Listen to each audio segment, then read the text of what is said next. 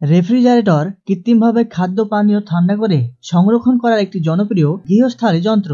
এটি একটি বৈদ্যুতিক যন্ত্র। এতে থাকে তাপ নিরোধক কম্পোনেন্ট এবং একটি হিট পাম্প মেশিন, যা ফ্রিজের ভেতর থেকে তাপ বাইরে বের করে দিতে সাহায্য করে, ফলে চারপাশের পরিবেশের থেকে তাপমাত্রা কম থাকে। উন্নত বিশ্বে খাদ্য সংরক্ষণের অপরিহার্যভাবে রেফ্রিজারেটর একটা বিশেষ যন্ত্র। নিম্ন তাপমাত্রায় ব্যাকটেরিয়া কম প্রজনন করে ও কম ছড়ায়, সে কারণে খাদ্য সহজে পচে না।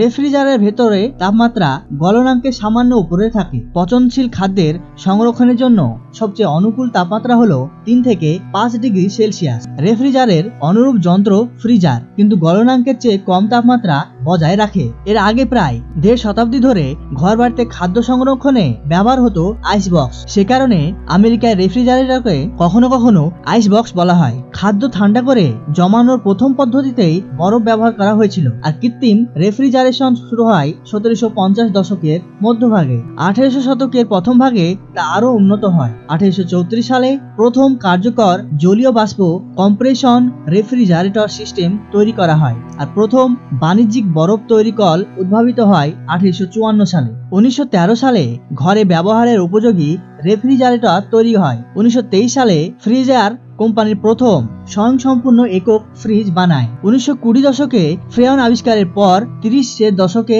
রেফ্রিজারেটরের বাজার প্রসারিত হয়। 40 দশকে আসে হোম ফ্রিজার। তাতে ছিল প্রয়োজনের চেয়ে বড় আলাদা আলাদা কম্পার্টমেন্ট, যেন আইস কিউব রাখা যায়।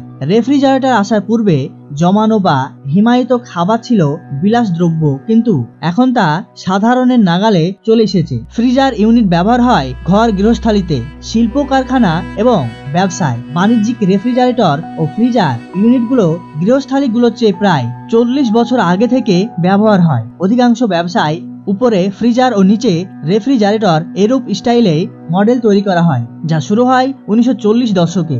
বেশিরভাগ গৃহস্থালী রেফ্রিজারেটর ফ্রিজার ও ফ্রিজারের জলীয় বাষ্প সংকোচন চক্র শুরু হয়।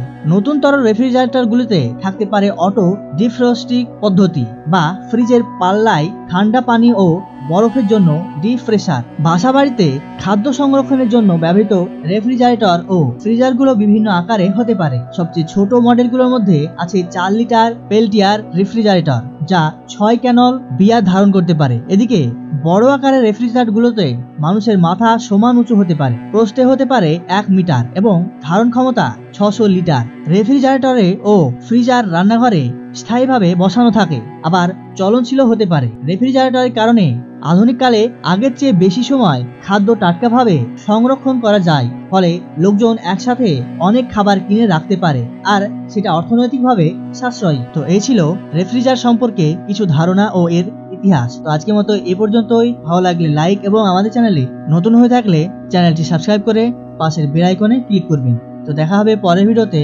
ততক্ষণ পর্যন্ত ভালো থাকবেন, সুস্থ থাকবেন। ধন্যবাদ।